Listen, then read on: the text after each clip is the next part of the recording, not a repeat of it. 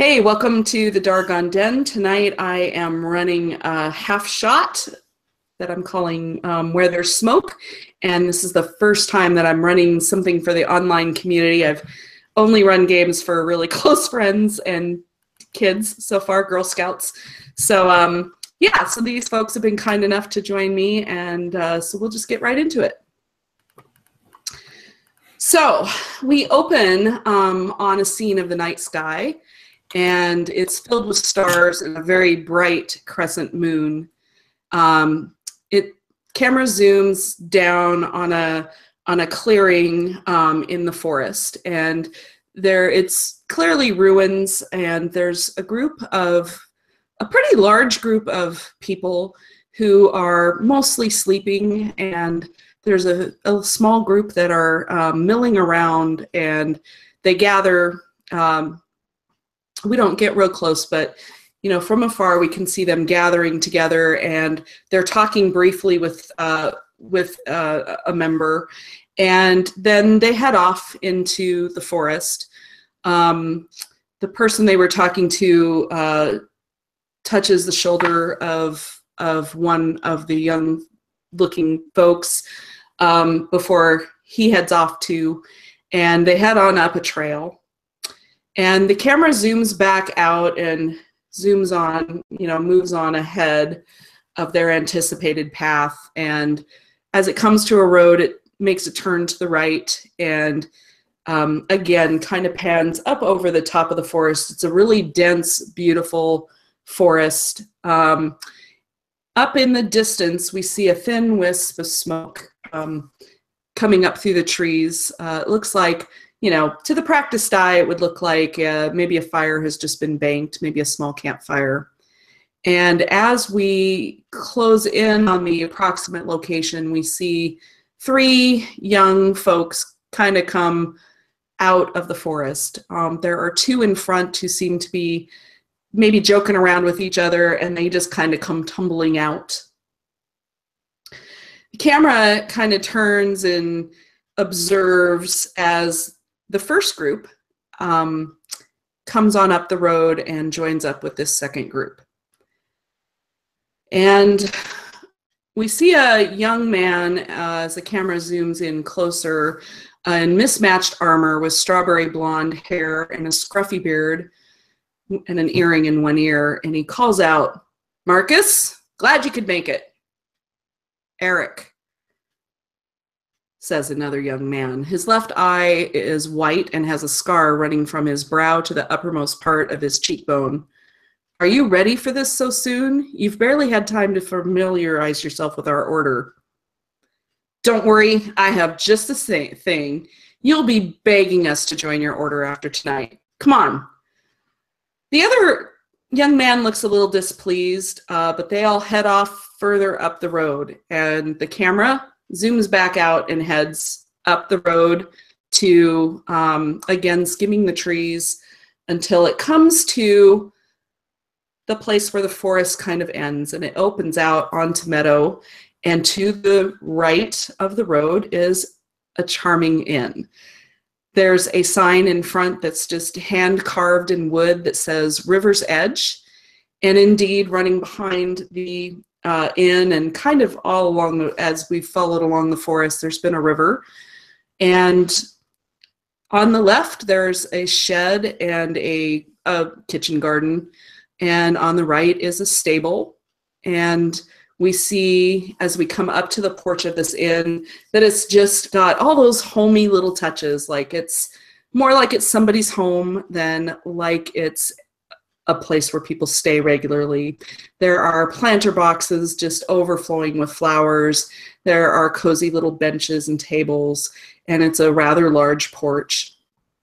As we enter the inn, we see the activities of the great room coming to the end of its evening.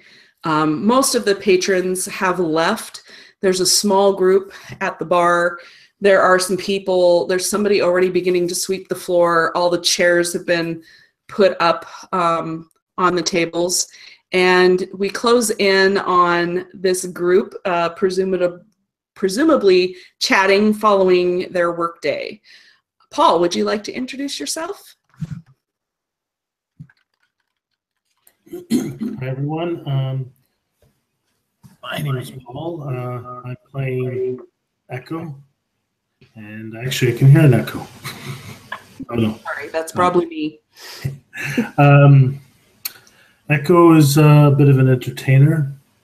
He's a tiefling, so he has red skin, horns, and everything. And there's a little bit of a supernatural. What's the word? Oh, I can't think of the word.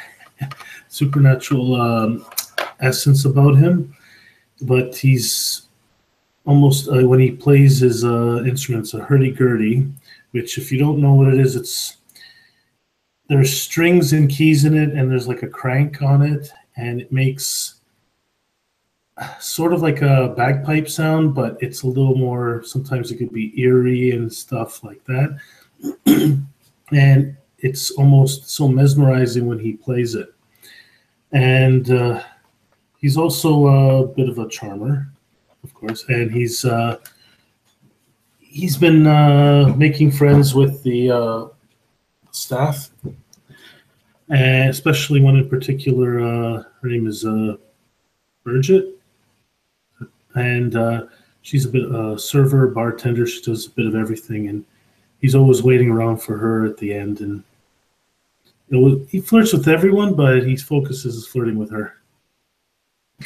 And as you mention her, she walks up with a bar mop in her hand, and she's kind of tosses it on the table and kind of drapes herself over your shoulder.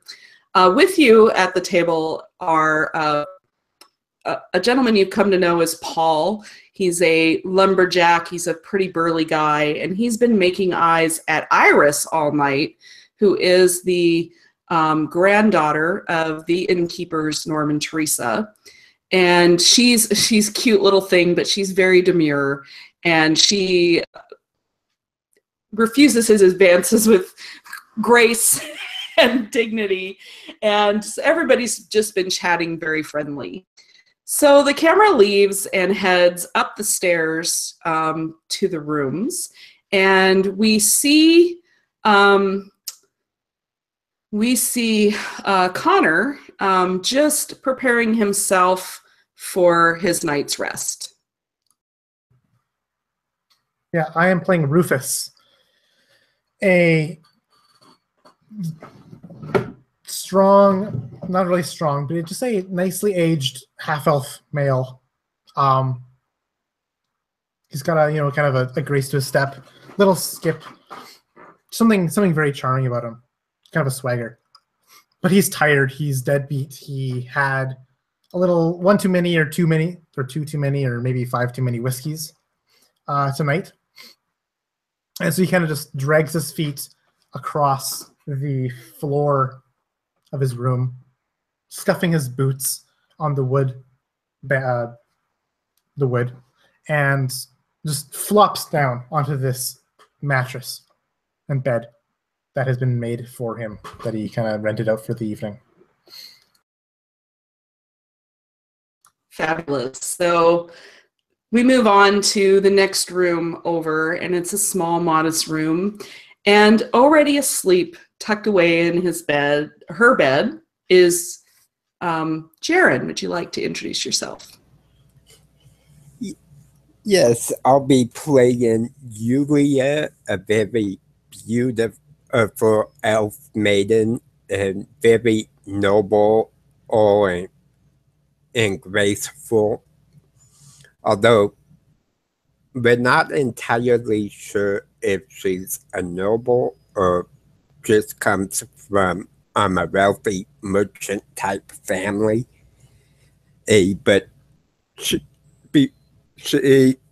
it kind of turns over in her bed, opens her eyes for a minute, looks at a canvas that she's been painting in this beautiful forest landscape on, sees that her supplies and everything's fine, and she just goes right back to sleep. Great. So we return to the scene in the common room. I called it a great room earlier. Anyway, the common room. And we see Norm, the innkeeper, walks in, and he's a, 55-ish year old man. He's sweet. He's always hardworking. And just as he emerges, Paul, the lumberjack, pushes back his chair and says, "I guess I should be heading home." And then you hear a loud crash as one of the windows breaks, and in comes a flask of oil that immediately shatters on the floor and lights the floor on fire, and a chair and table near it. Immediately followed by yet another crash. This one actually lights the curtains on fire as it comes through the window. You are free to act. Oh, I should. Norm immediately heads upstairs at the site of the fire.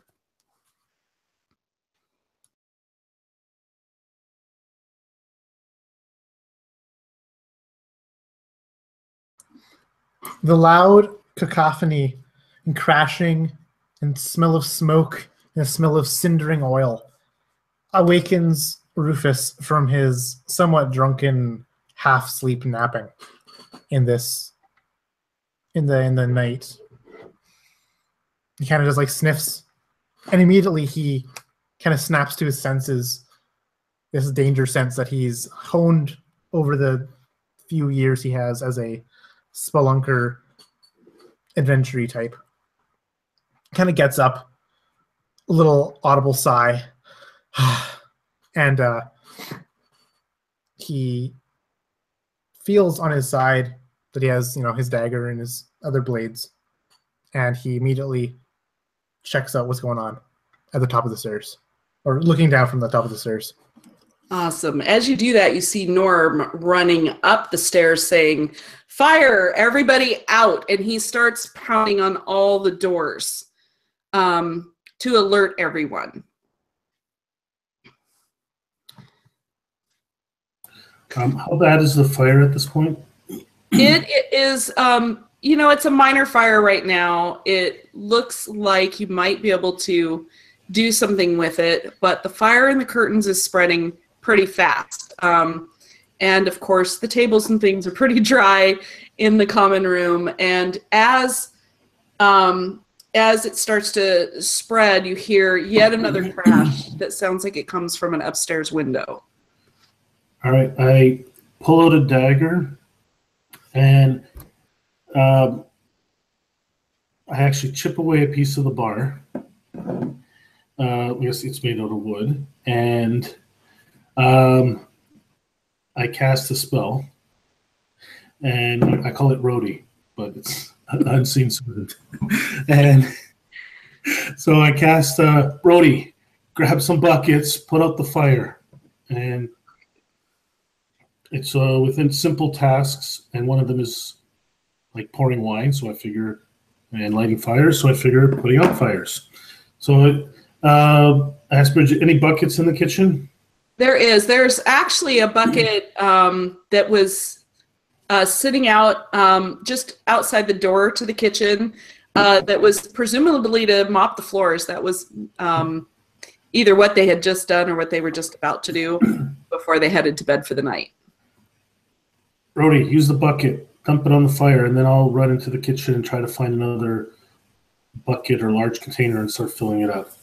Awesome. And as you run into the kitchen, you see Teresa rushing into there's a connecting door to the stable from the kitchen, and she's rushing out there to check on the animals.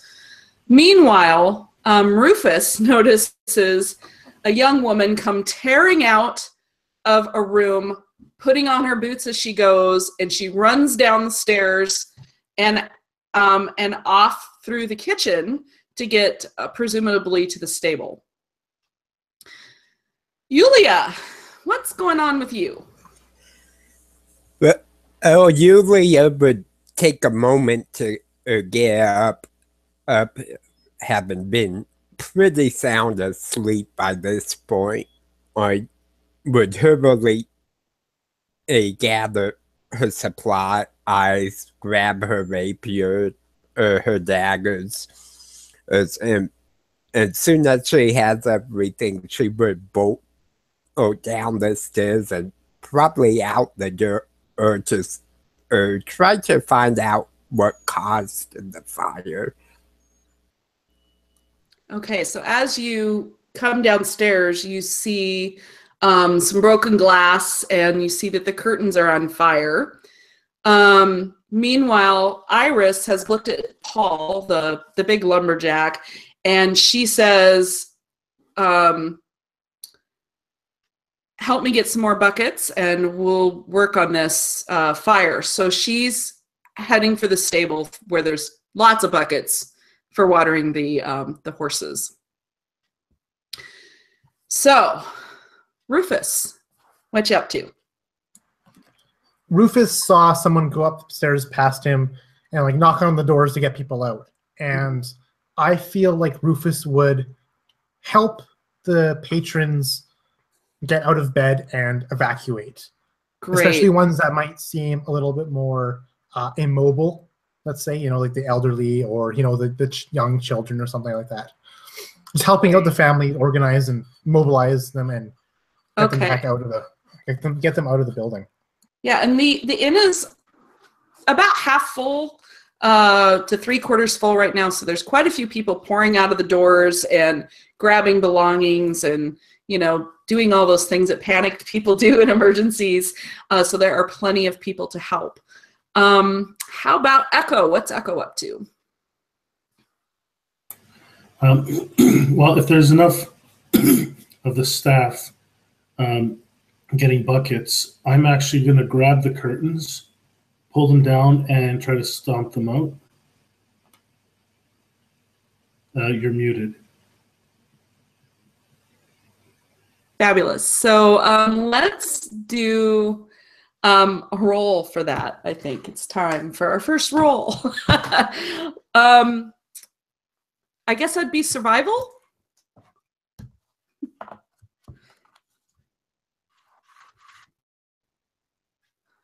I need a 19. Sweet.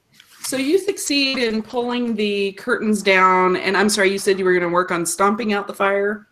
Yes. Yeah, so it's working, and that seems to be helping quite a bit. Meanwhile, we still have the fire on the floor that is catching on tables, and one table and chair is starting to get a little toasty. And more smoke is starting to fill the room. Is that the one where Rhodey threw the bucket onto? Oh, that's right. We should have a roll for that too. Okay, what kind of roll? Let's just do survival for that. I feel like survival's close enough to. I guess my survival? Oh, actually, it's a magical creature, right? Yes. Okay, so let's just have a flat roll, and yeah.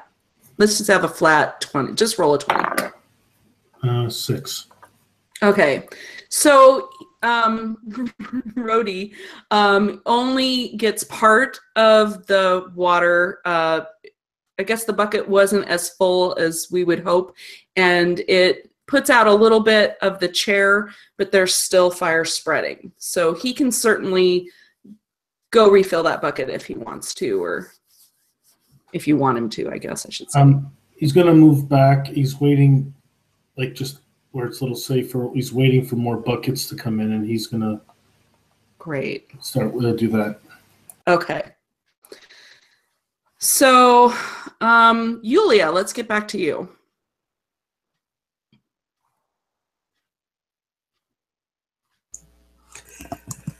Okay, as she slips outside, she's gonna try to go into the shadows and the bush, a 19 on my stealth roll. Okay. And being pretty intelligent and seeing the broken glass, she knows the fire isn't a natural cause. That someone intentionally set it on fire. So she's going to start looking outside to try to find whoever caused the fire. Great. So as she, and is she going outside or she's looking out a window? She's going outside. Okay, so as she opens the door to head outside, she would see three youngsters, kind of youngish, teens, running away, but they're heading, one is heading for a shed, and the other looks like he might be heading around the back side of the place. And the third is returning to a group. There's a group of about 5 folks out on the edge of the trees who just seem like they're just watching. And he's headed for them. Okay. I think she would be going after the guy heading to the shed. Great. And she would pull out her rapier and dagger and be ready in case he tries to offer any resistance. Perfect.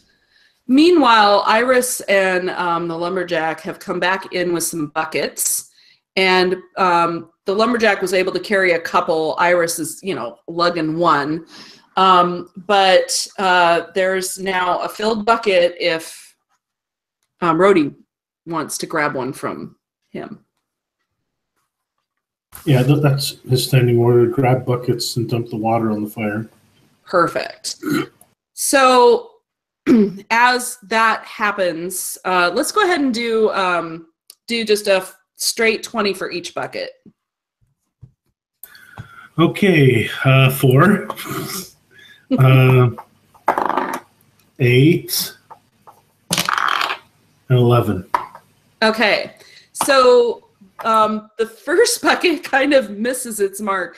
The second bucket gets a little bit more of the fire, and the third bucket does a pretty good job of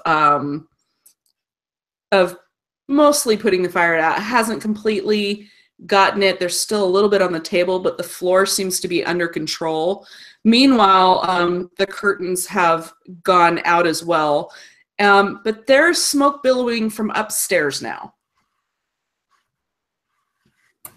Okay, I'm going to I don't know if this will actually help.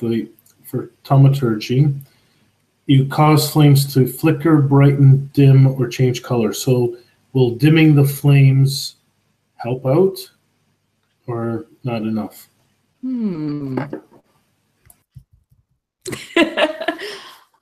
I think I'll allow that to help. That sounds good. Okay, so the last of the flames here, I try to dim out, and I will attempt to put it out, and I'll say, upstairs, get more buckets. We'll have to move upstairs while I try to put out the remainder of the fire here. So Iris and the lumberjack take off to refill their buckets. Rufus, what are you up to? I feel like in the midst of trying to evacuate these people out from the rooms, I would encounter the room that got grenaded, basically. Indeed. So what do I see in that room? Front side, the front side of the building, towards the center, you see a room that smoke is billowing out of. As you head into that one, you see actually a mattress that's on fire, the bedding. It looks like whoever was in that room had already vacated it, or maybe it was empty. But whatever's on that bed is causing a lot of smoke, whatever the mattress is made out of or something. And go ahead and give me a Constitution roll.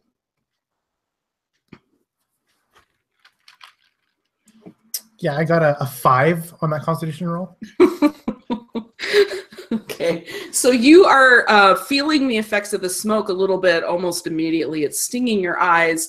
It's choking you. It's not too out of control yet, but you can see that, the fire's, catching in here, but it's smoldering more than anything. So the smoke is the worst bit here.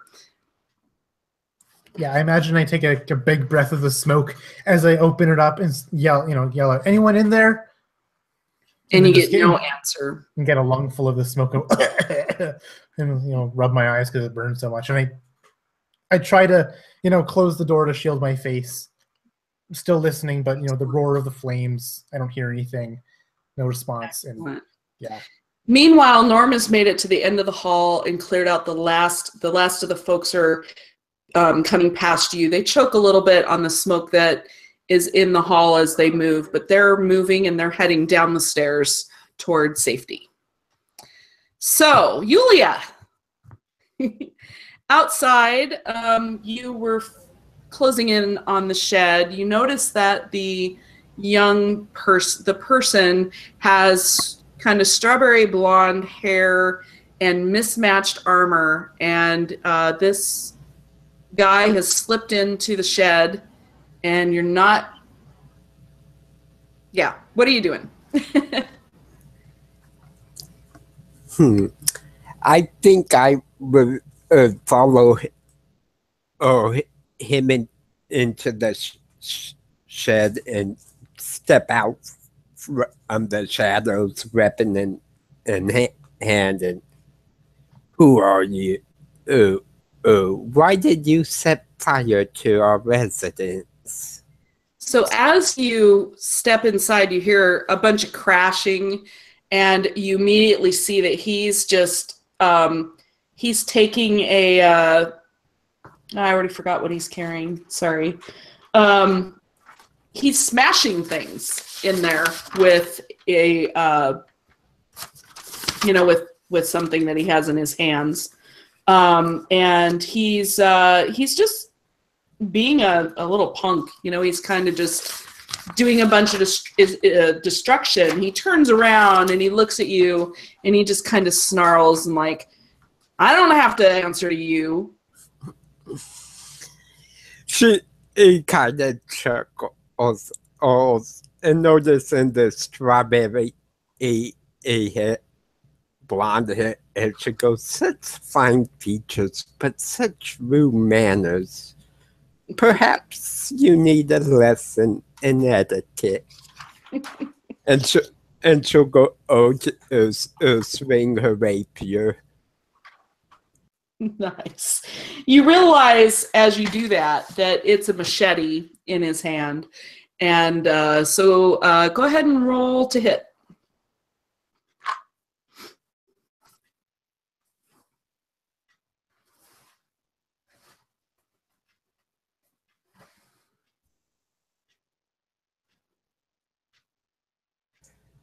Did we lose you?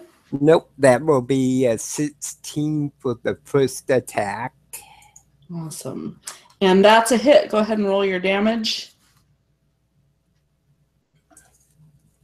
Right. Okay, that is a 1d8.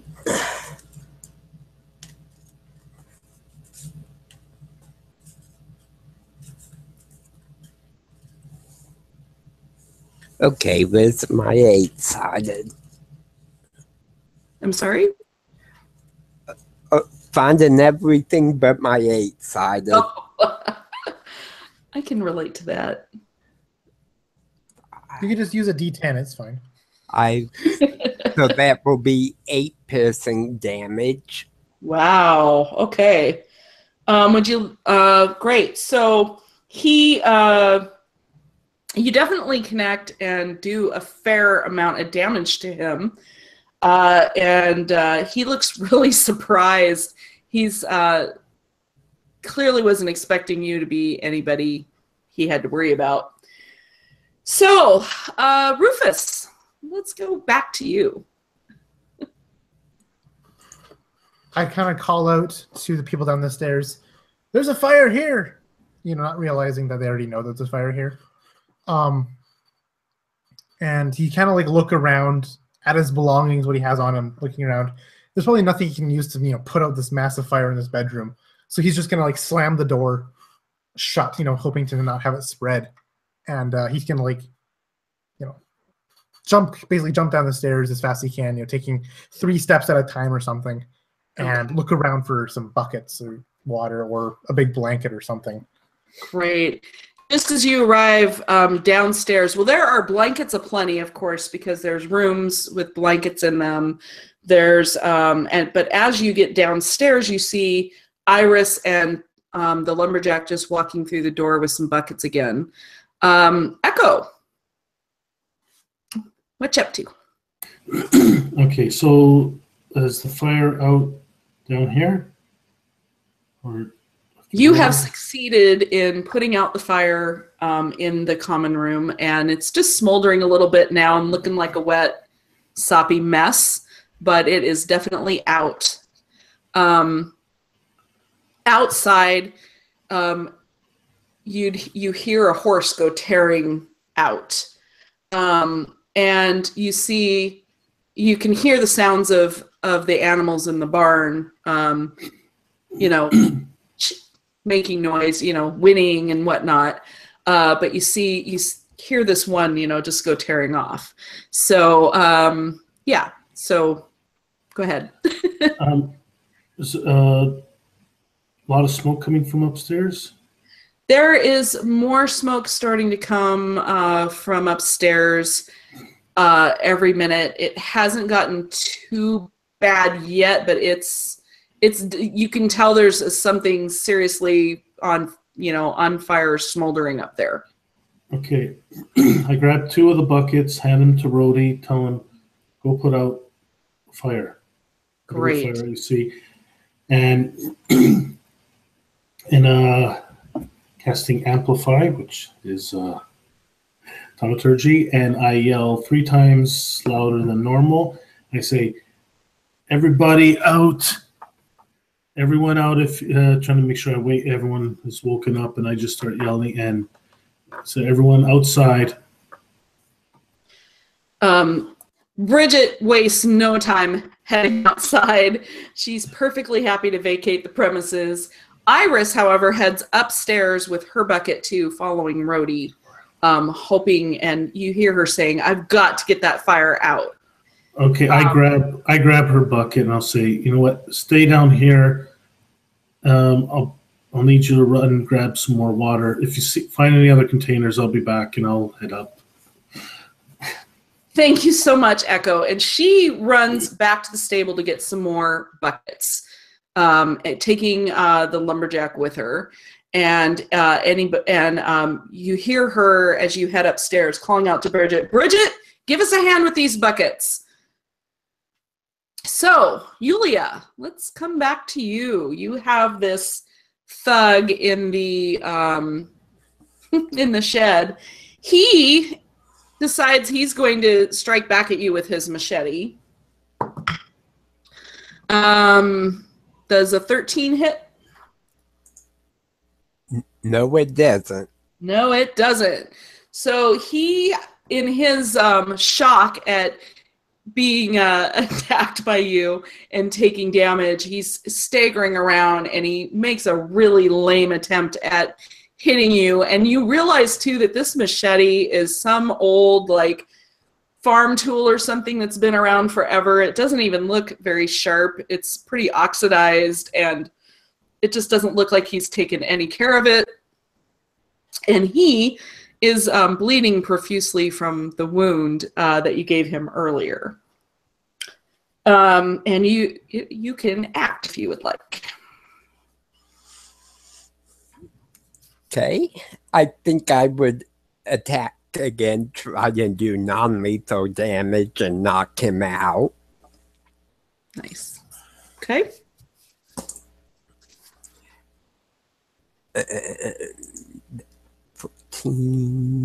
That will be a 19. That's a hit.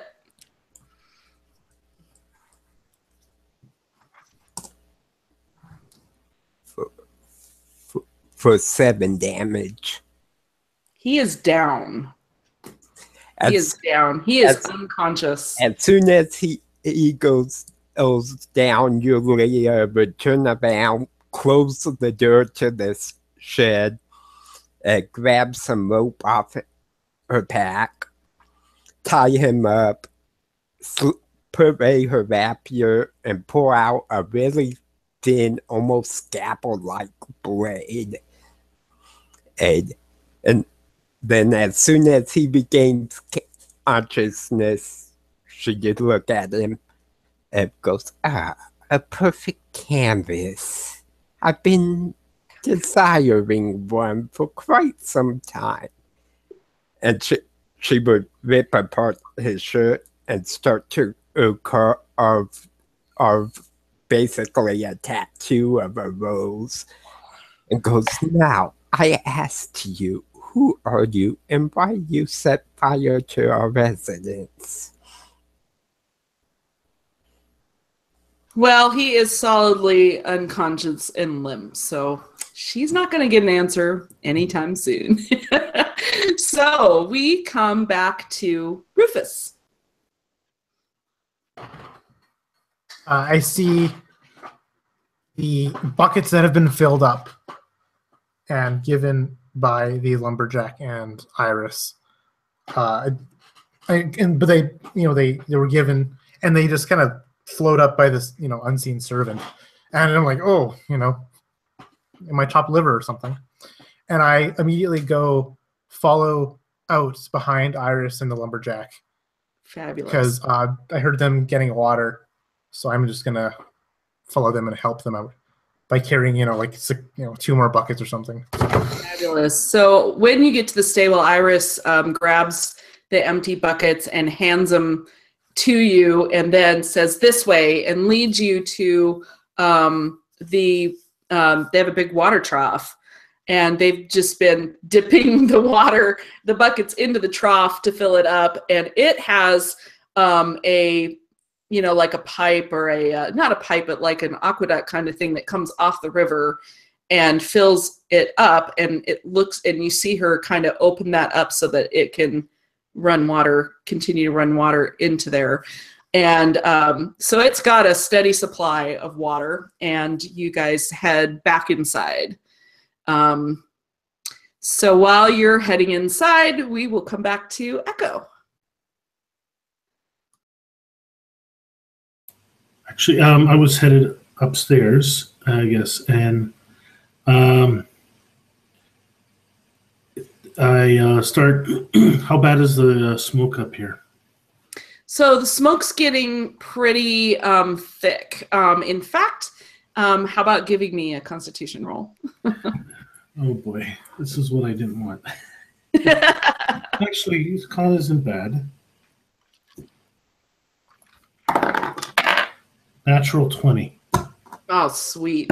Plus so as 2. soon as you headed up the stairs, your unseen servant slipped into the room, and a bunch of smoke billowed out, but you anticipated it and you managed to. I don't know. You want to describe how you avoided the the rolling smoke coming out? It's for some reason the smoke it doesn't actually seem to bother him as much. Maybe because he has fire resistance, so the heat from the smoke and it doesn't seem to be bothering him, as much. So he just shrugs it off and just starts and then heads into the room. Sweet. So your servant, I already forgot his name. Sorry. He's a roadie, Roadie already is pouring water out onto the mattress. That seems to be the main cause of the fire, and there are some flames now that are coming from the bed frame itself, and but the mattress has been smoldering, and he does a good job of getting the buckets in the right place this time. And you see some of the smoke kind of dissipate a little bit as that happens, kind of dampens it down. So we return to the stables and the buckets of water, and you guys are heading back indoors, and I assume you're heading upstairs.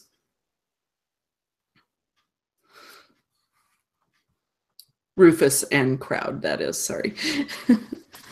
Yeah, we take the buckets and immediately kind of follow behind, catch up with Echo, and see him, already in the room with Rhodey, dousing out this mattress. And I'm, coming in, barging into the room, coughing a little bit more, maybe covering my face or whatever with some available body part, and go in and just like dump water onto the fire. And reach back and grab, the buckets that Iris is carrying and throw them on as well. Excellent. And you guys definitely succeed in putting the fire out.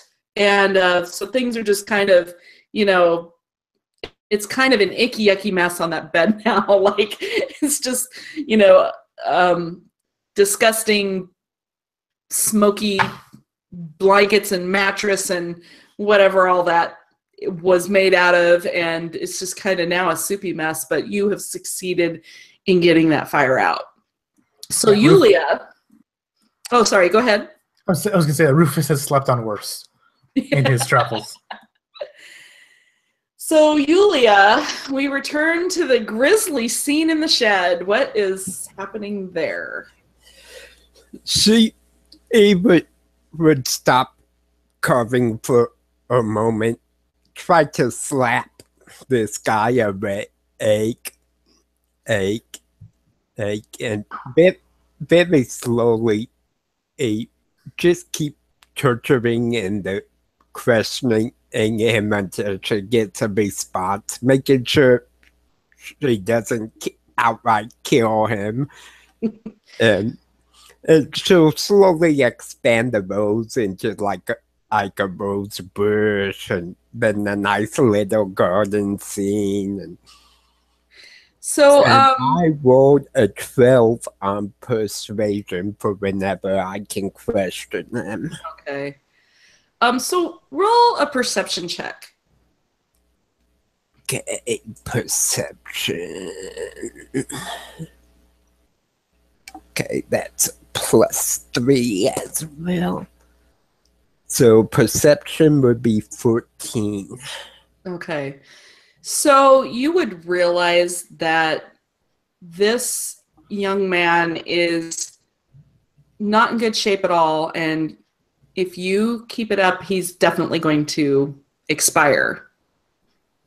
You did a lot more damage than you thought you did when you tried to pull your lethal damage, so he's not looking too good. Meanwhile, you hear someone. What did you say you did with the door when you closed it behind you? I just closed it. Yeah, so you hear someone burst in the door behind you. And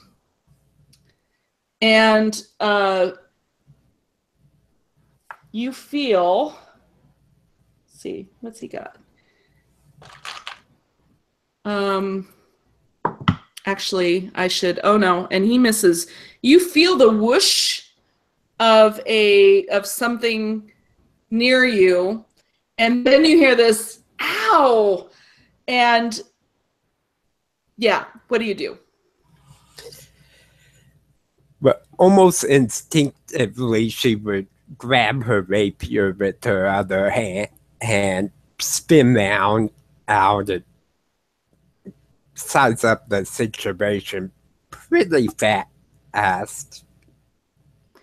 So when you turn around, you see a short, stocky little guy with tight blonde curls and an axe in his hand, but he seems to have somehow smashed the axe into his own foot.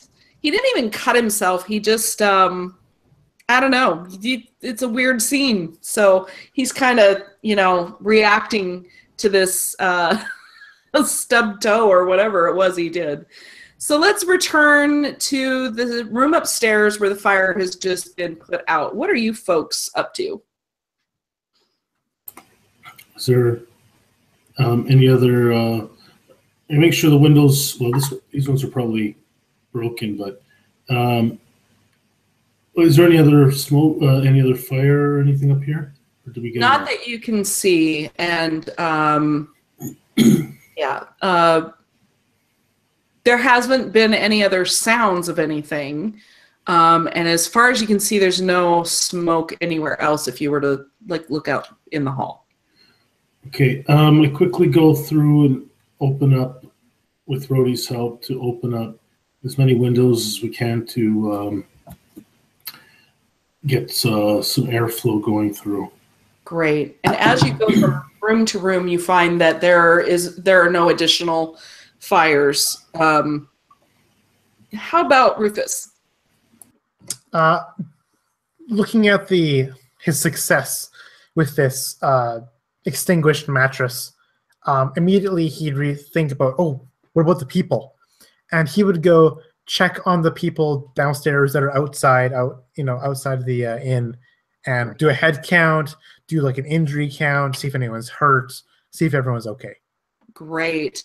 So you see, as you head down, you see Iris and Paul, and and Iris says, "Hey, do we need to grab some more buckets, or how is everything?" The fire's out. I think there's no more fire here. Is everyone okay? Oh, bless you. Yes, it looks like everyone's good, and you can see Teresa, the little wife innkeeper, and she's a sweet, she's that grandmotherly, motherly, woman, and she's just going around from person to person. She hasn't given a thought to herself, and everybody looks good. And she turns to you folks and says, "Yes, everybody seems to be accounted for, except for the courier, but she took off." So you realize that was the horse that you heard leaving earlier. So go ahead and give me a perception check. I got an 8. This Okay, so Atcon D20 is very good. People milling around, and that's kind of it. So, Echo, how about you?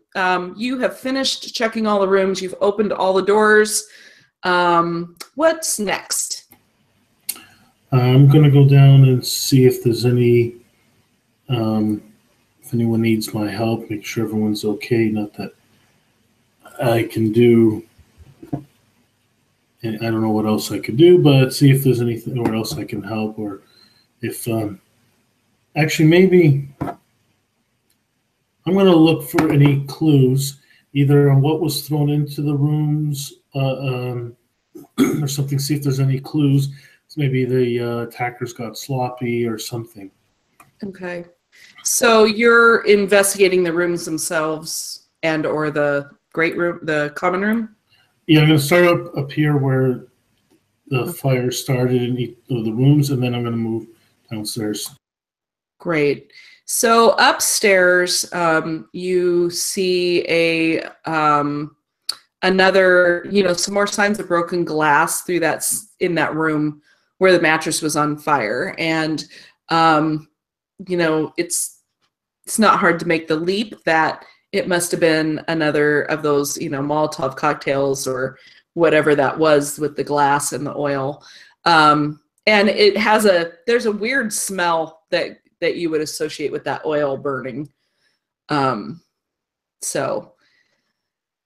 Yulia, we are back to you. Well, seeing this guy drop basically his axe on his foot, she's used to threats, so I don't think she would hesitate at all and lash out at him at her rapier. Okay, go ahead and roll your attack. in combat. That will be a 21. Definitely hit. Ooh, for 11 damage. Would you like to describe how you take this person out in one hit? I think it should just go for the throat. Then ice almost clean off. Of course, I hate being interrupted when I'm at work. Okay, she turned back. I'll try to make sure this guy that she's been trying to question's okay. All right, so yeah, that guy's just like bleeding out all over and done. The first guy, That will be a 12 on the medicine check to try to keep him alive. oh, okay. So you're healing him a little bit, or Just kind of try to staunch the blood flow. okay. And So you realize, like, he barely has a pulse. He's barely hanging on, and you'd surmise he doesn't have much time left. Actually, I guess I should be doing this, huh? Yeah, okay. All right, so back outside, where all the activities go. Actually, let's go back first to Echo, who has found, glass and more oil upstairs. And, so everything seems to be clear up there. What would you like to do now? You said that there was you said there was a certain smell to the oil. Anything I can try to identify? Yeah, you can do an investigation check if you'd like, or perception. Yeah. 15. Investigate. 15. So it smells like oil that you'd have in a lamp oil, and you're not sure how they got it. Well, yeah, it smells like lamp oil. So okay, was there anything else? It just seems something anybody could have gotten a hold of. Nothing specific, either in the bottle or something. Nothing that I can use to identify. no, it kind of looks like what's actually here. Yeah. So what you see of the container, the bottle or the flask it was in, it just looks like a common household, like what you might have in your home to refill your, that you'd have the oil stored in for your lamps. It doesn't look like anything special. It just seems very pedestrian. So just an oil flask, probably with a rag that was lit, and then yeah. Okay. And any sign of the rag is, gone, but you would surmise that was what was going on. So Rufus, you're outside. There's people milling around. People are starting to, calm down a little bit. Teresa and Iris have found some blankets to wrap around people. It's a beautiful night, but it is a little chilly. People are in shock. They've brought some buckets and things over to help people clean up if they had, smoke or anything on them. And Norm is going back inside to assess the situation and see if they can put people back in rooms for the night. But Teresa's looking around too. You can tell she's trying to figure out what the heck happened. And Iris, Iris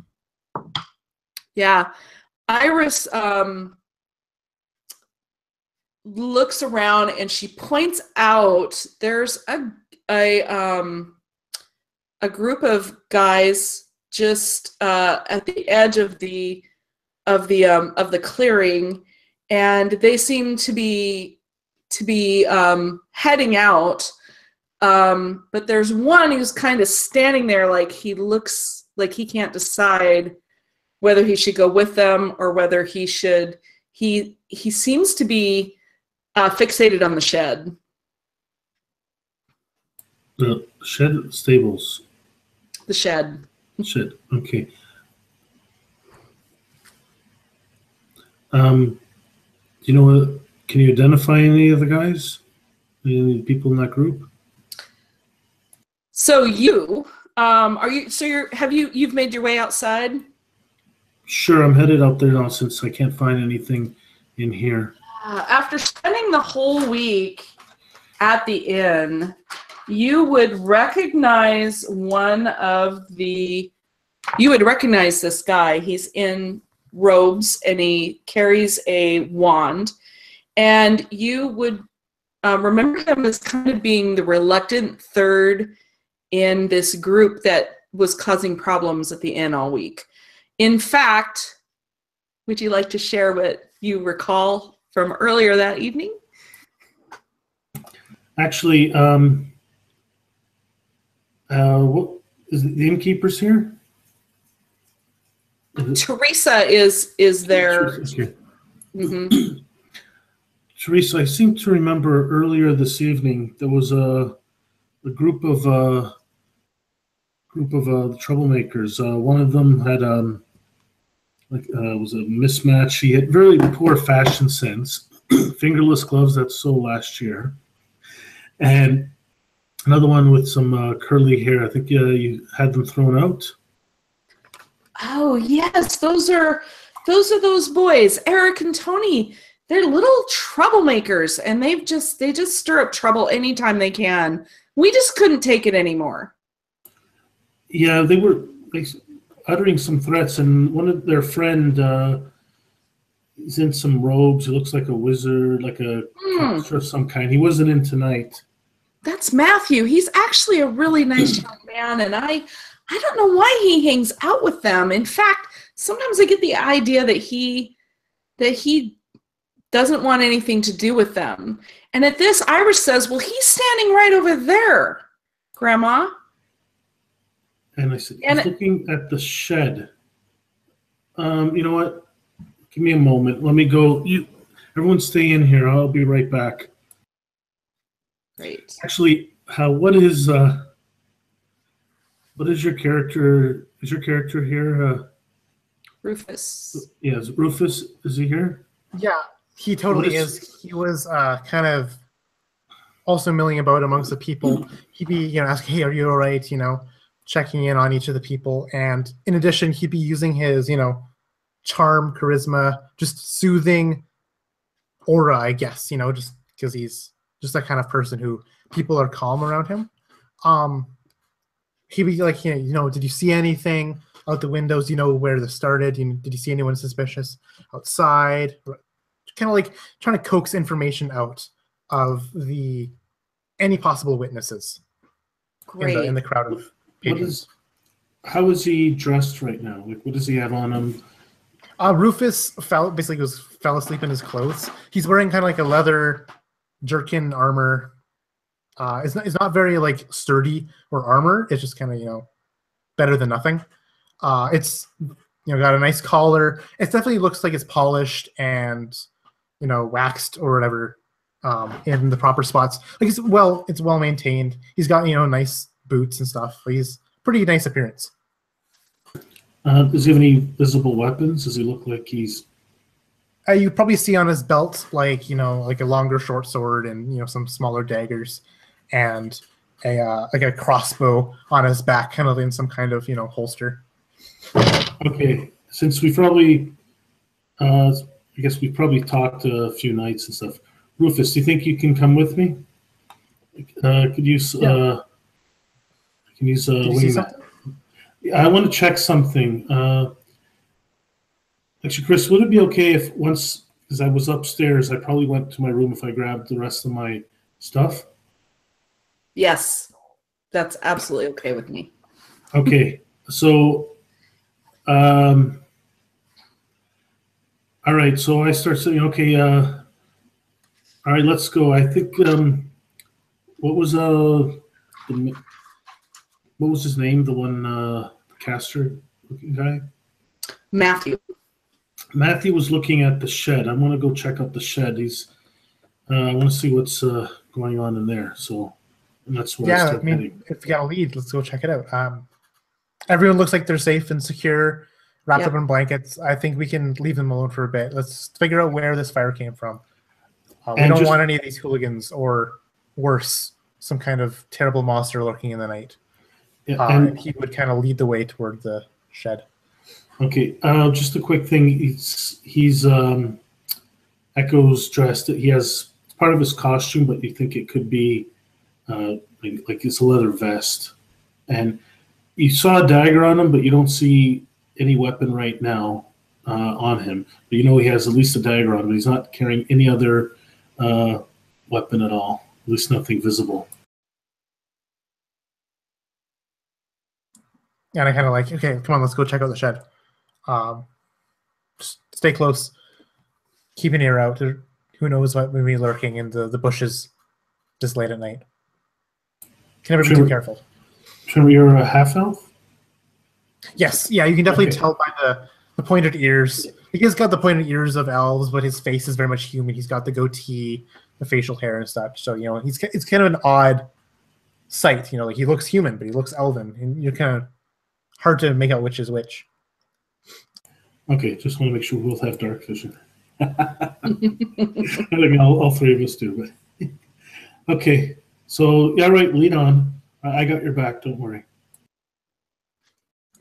So go ahead and describe to me. Yeah, go ahead and I'll just let you guys go. Rufus treads very slightly and gracefully with his leather boots, being careful not to crush any twigs, branches, rustle any undergrowth that may be around this on the way to the shed. Echo would definitely be able to notice that he is light on his feet. He is swift but also very quiet in doing so. Great. And so are you when you get there, what are you going to do when you arrive? Are you going to go right through the door, or I'm sorry, I think I glazed over for a minute and missed something. Sorry. Yeah, I think if you want to sneak, I guess we're going to go quietly, like sneak up to the door. Maybe there's a window somewhere, into the shed. If not, I'll take a peep through the door. Great. So there is a window on the front side of the shed that you can see as you approach it. Yeah, if you're just approaching from the front, you'd only see that window. And I mentioned that Rufus's eyes, his amber eyes, would just like dilate, almost cat-like, as he's taking in what little light there is in this moonlight and looking into this window. Maybe from the side or from beneath or something, just peering in. Great. With his back up against the wall. What does he see? He would probably see the back of usually in this leather tunic and almost a pant-like jean, riding boots, and she's bent over this unconscious body that's bleeding quite profusely. Her rapier's on the ground beside her, and it appears that she's trying to staunch the wounds to keep this person alive. Looks at this point, he can't see the carvings on the guy's chest, which she's trying to kind of cover up with his ruined shirt. But it looks like perhaps they have been in a fight. It looks like she did more damage than she meant to. She's a dead body behind him of another man and with an axe on the ground. Looks like she had taken on both of them and didn't even face her. And you both realize that the door to the shed is open. Yeah, I'd some whisper boots. to. Oh, go ahead. Sorry. You can just see like the heels of some boots, just a little Open up ways the door, at the yeah. door. You can kind of see that you can see part of that body too if you look through the door. So I'd whisper to Echo, who I imagine is pretty close nearby, or maybe I look in the window, kind of glance, take a few quick glances, and kind of like scuttle back. I'd tell Echo that Yulia girl, she's in there. She's with a dying body. Looks like she's bandaging some wounds. I don't know. He looks really injured, and there's someone dead on the ground. I have no idea what this means. Maybe she found. Maybe she caught some of the other perpetrators. Let's go in and help her out. Maybe, yeah. Yeah, I'll head in. I've seen her before. How long has she been in the tavern? Several days, so you definitely would have seen her before, and definitely would have probably noticed her paying pretty close attention to everyone that comes in and out. You would have noticed as her canvases, her paint brushes, because she'll often sit the painted landscapes. Okay, so since I recognize her, I'll go in and I'll just walk right through the door, not really paying any mind to being stealthy at that point. And I definitely kind of say out loud, like, what happened here? In a kind of authoritative, but not accusatory tone. Just like, give me the details on what happened here. Yulia would look over her shoulder, or kind of scoff off as I don't answer to half-breeds. However, looks over at Echo, says, I know him. And seemed while you guys were busy putting out the fire, I caught one of the punks that was setting the building on fire. And when I asked him who he was and why he set fire to our residence, he attacked me.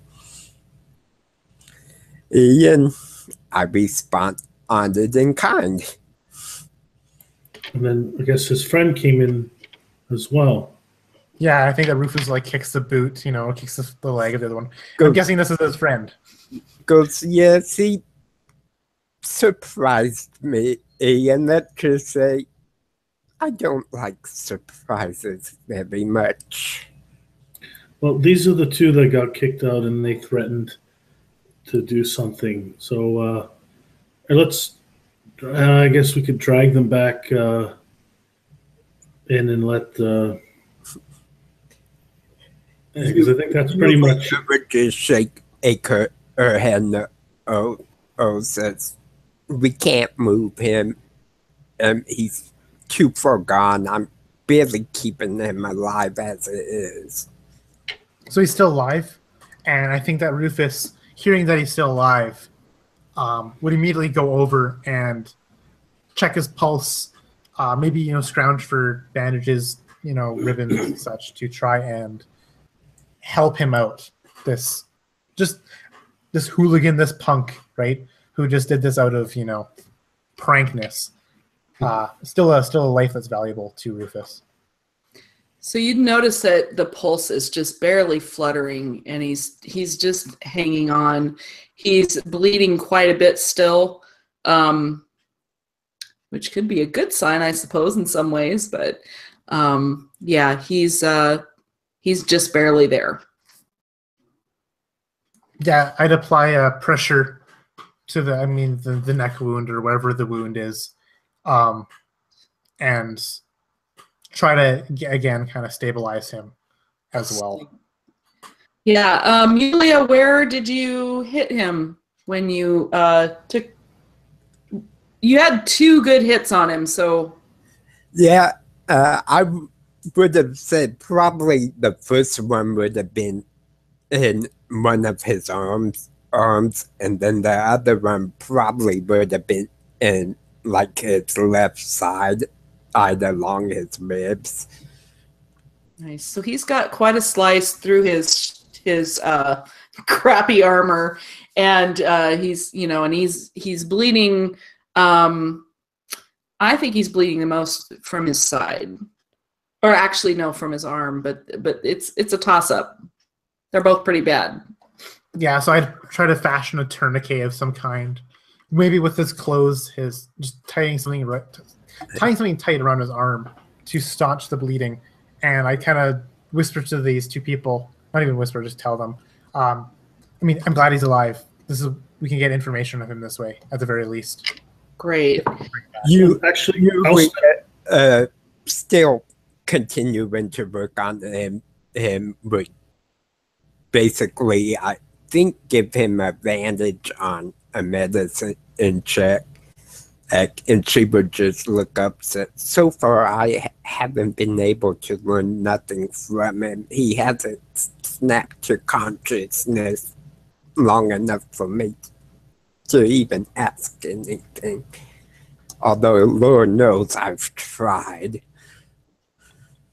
Well, I'm sure that you 2 didn't meet on the best terms. While they're talking, I'm going to step outside and in a booming voice, I'll call for a healer, someone to the shed. Fabulous. So there is no there's no main healer, but you see Teresa coming with some bandages and that sort of thing, and she makes her way over, and she's immediately shocked when she sees the body. She just turns pale, and she's just kind of what happened?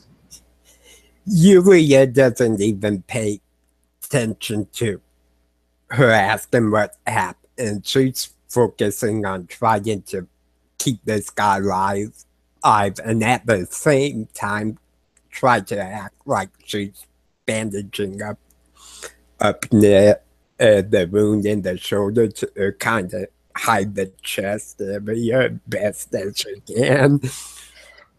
So she makes her way to that person. She steps gingerly over the body in the doorway, and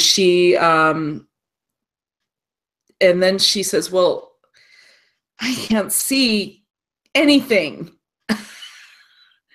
She's human and it's dark. She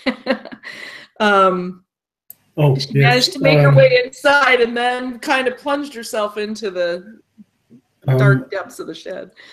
I sort of forgot when I realized it's a bit dark. I light a torch and hand it to my to Rhodey. Sweet. So she starts to go to work with just some bandages and stuff that she has on hand, but she doesn't have much, and she really sucks in her breath when she sees his wound in his side, and she starts removing his shirt so that she can get access to bandage up his side. When she does that, you see all these carvings all over his chest. Go ahead. Is that a symbol of some kind? Had something you want to say? What was he involved in?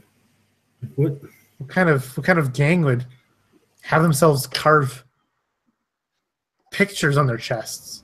It looks recent too. You noticing the fresh blood from the wound. Can I do an insight check? You, I think would kind of counter with the deception in check as well. Okay. How about you roll your deception against Echo's insight? Maybe I should switch D20s. I got another 21. Ooh. I'm not rolling good high at. tonight. I rolled a 10. I mean, I'll trade with you, Jaren. Honestly, my die hasn't rolled higher than a 10 so far, so I'll trade. Yulia would just kind of look at the carvings, cock her head goes, well, I've heard tell of things like this in the city. A different cults have markings like this. But it being so fresh, perhaps this was his initiation. And that might be what he caused the fire. Makes sense to me. Yeah, Rufus agrees with you. That's what he was kind of pitching at earlier, and with your confirmation, it's like, yeah, I am right. I actually pull off the shirt of the other guy and see if he has any marks on him. So what you find on the other guy is something that looks like paint that is on his chest. And sorry, I'm trying to find which one's the screen share button now. It keeps changing. The green one This with the one. arrow. Go. You see this symbol just kind of crudely, sloppily painted on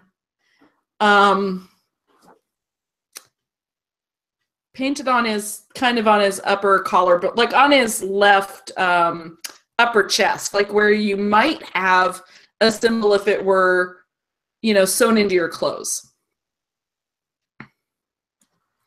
Rufus is knowledgeable in arcane runes, historical runes, old languages, symbology, and stuff for being such a spelunker of the dungeons that, litter the world. Would he recognize the symbol of meaning anything? Let me make like a check of some kind. Yep. Yeah, go ahead and do an appropriate check. Do you think Arcana or History would be relevant here? Probably History. Cool. All right. I have a +6. So do I. History. Sweet. I got an 18. Sweet. So I'm going to trade my dice with Jaren. I rolled a 1. A 1. So you cannot. Echo can't seem to connect any dots, but Rufus, you would recall that this is the symbol of a really ancient, something really old and really dark. Definitely something associated with black magics or sacrificial history. And you recall that there was a cult and or a deity that had this symbol in the thousands of years ago in this land. Yeah, Rufus kind of like looks at it. It's like, yeah, I've seen that before. Nothing good. I think you're right about this being a cult, Julia.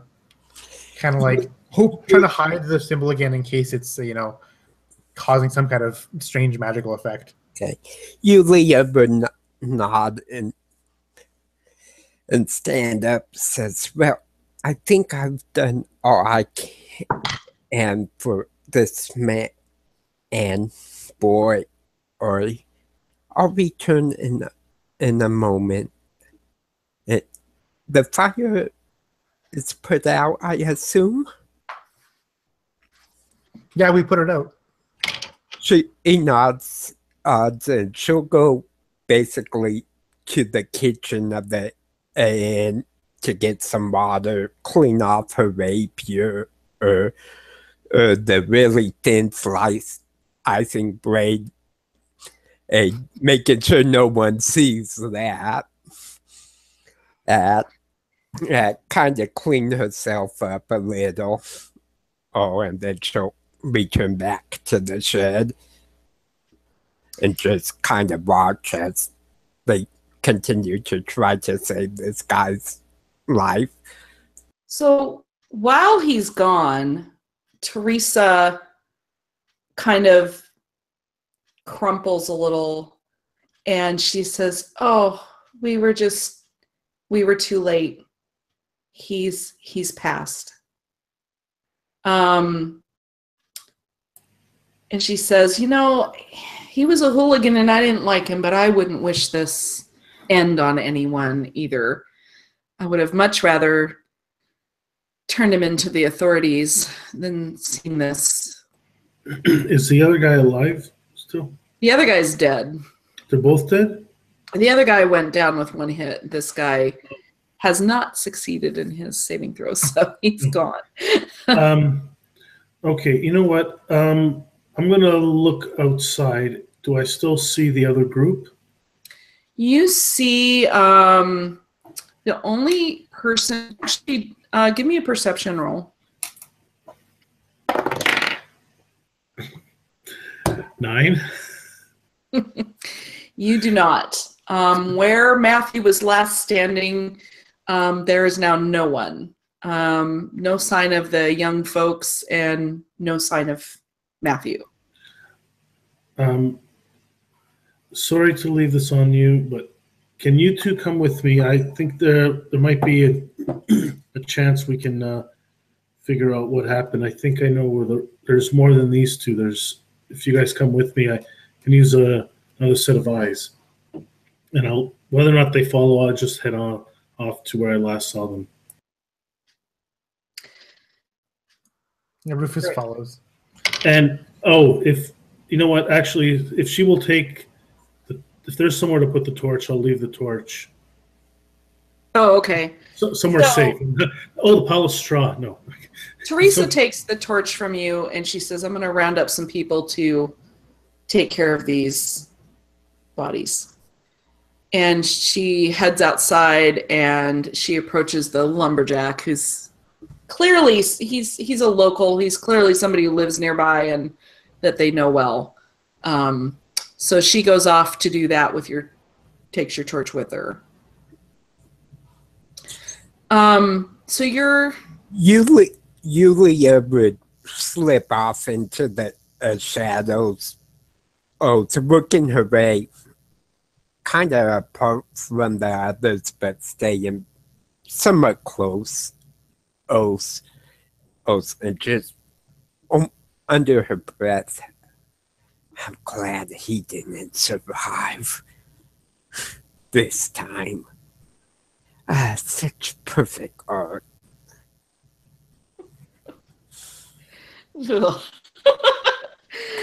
Alrighty. So, Echo, you and Rufus, then you said you were heading to where you last saw the guys or the people. So, as you approach, I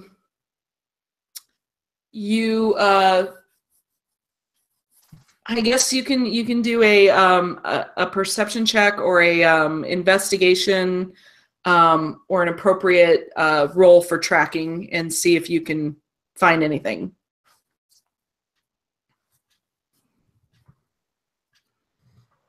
I got a 7 on my ability to notice where they are and where they've gone.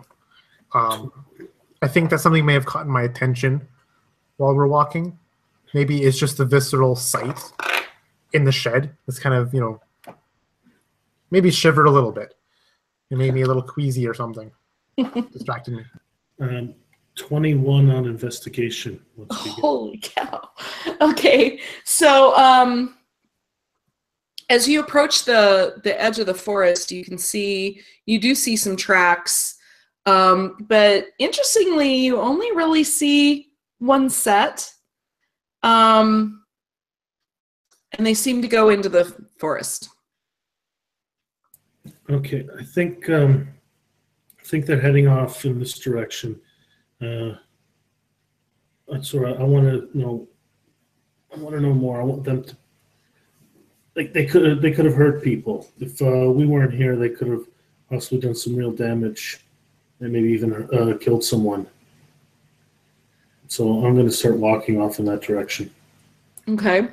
Yeah, it's definitely time for them to pay for what they've done. Rufus would look back to see where Yulia may or may not be.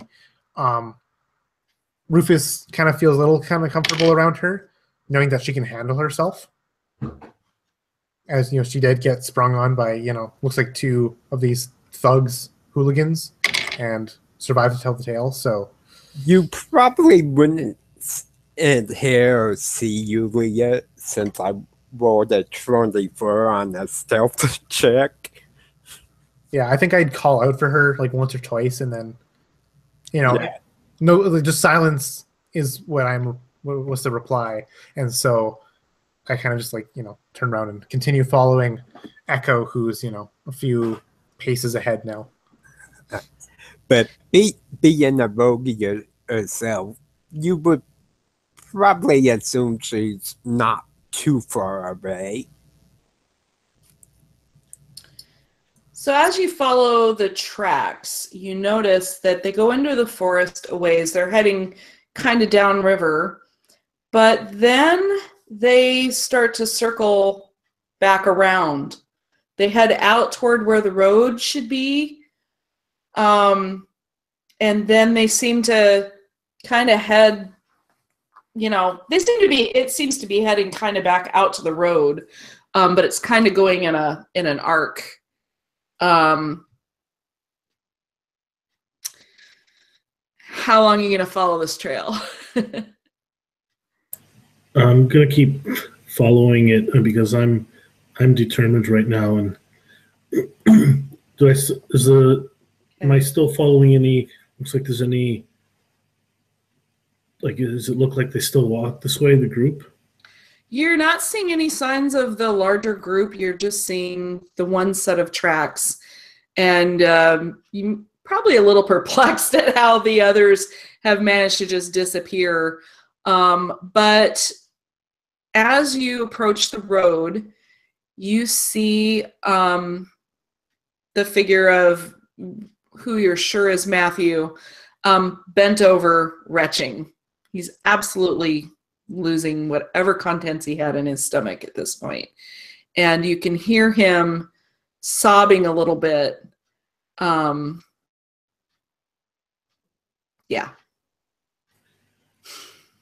I could probably be stealthy if I wanted to, but my character is more being the center of attention. So, oh boy, he is going to amplify his voice and say, actually, no, he's not going to amplify, but he's going to go up and call Matthew. And he's going to try to look a little intimidating. His eyes glow red. I feel like Rufus would do a similar thing, where instead of being intimidating, he's trying to look very calming, soothing, just, hey, I'm your friend. Just come on, Matthew. Just relax. Kind of good cop, bad cop situation here. Nice. Between Echo and Rufus. All right, so let's have Echo roll an intimidation roll, and let's have you roll a persuasion, I guess. Let's see who. Yes, something higher than a 10. Woo! I got a 22. I got a 7. The tiefling is not very scary.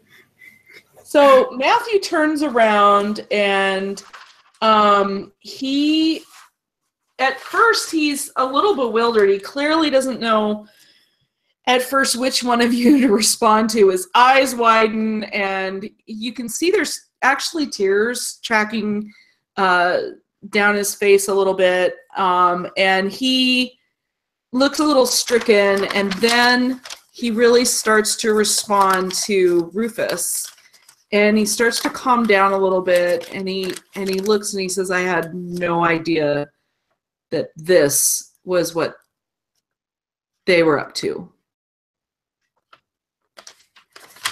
Okay, okay. Just calm down. You know, hold back those tears. Just. I didn't want to hurt anybody. Those people are nice, and they didn't deserve to be treated that way by Eric and Tony. I don't know why I even hung out with those guys. Tell me more about these friends you have. About who attacked the tavern. It was Eric and Tony. I was there, but I swear I didn't do anything. I didn't throw anything, and I didn't help them attack. I just stayed back with our sponsors. Your sponsors? Those guys, they thought they'd be all tough. They wanted to join this cult, and they just kept pushing, and we've been talking to these guys, and they wanted us to do something to show that we deserve to be in their group. But when they saw what Eric and Tony were up to, that wasn't what they were looking for at all, and they left. Are you talking about the guy with the scar, the girl with the freckles, and another guy with like the burn on his face? Yeah. Gosh, they're in some cult, and I didn't even pay that much attention to what they were doing, because I thought it was stupid, and I have other things.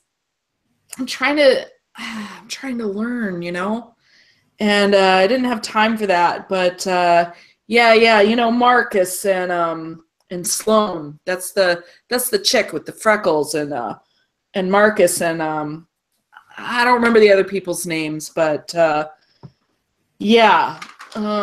they've been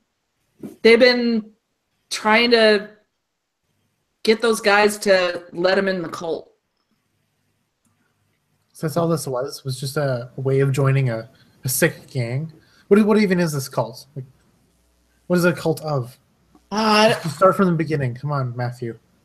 I only joined them a couple times, and I didn't pay that much attention. They just thought it was the cool thing to do. I don't even think they paid that much attention to what it was. But I think these guys do, like, they don't do the kind of stuff that I do.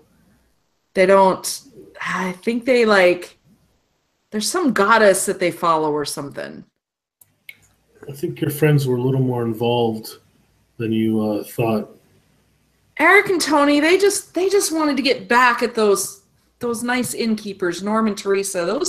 Those people have never been anything but nice to me, and I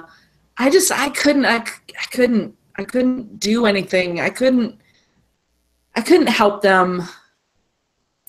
Well, maybe you can help now. Where would they have gone?